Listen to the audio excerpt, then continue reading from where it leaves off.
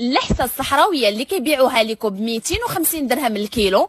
اليوم جبت لكم الطريقه الصحيحه ديالها بكميه كثيره وبمقادير قليله، والاهم انكم عارفين اشنو كتاكلوا. فقط تبعوا معايا الفيديو. قبل ما نبدا لكم المقادير البنات غادي نعطيكم واحد التوضيح بسيط. هاد المقادير اللي غنشاركهم معكم هما مقادير رئيسيه واللي ضروري خصهم يكونوا. الا بغيتوا تزيدوا الاضافات هادو كيبقاو اختياريين، بحال المكسرات كيبقاو اختياريين، كل ما زدتيهم كل ما كيكون احسن.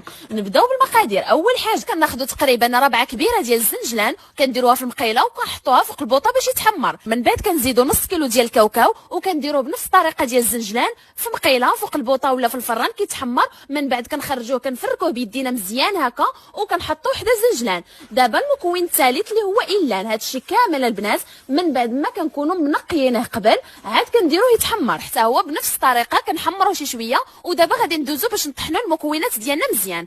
كناخذوا شويه ديال الزنجلان، شويه ديال الكاوكاو، شويه ديال الإلان، كنديروه في مولينيكس وكنطحنوه مزيان. ما كندعقوش مزيان حتى كيولي غبره.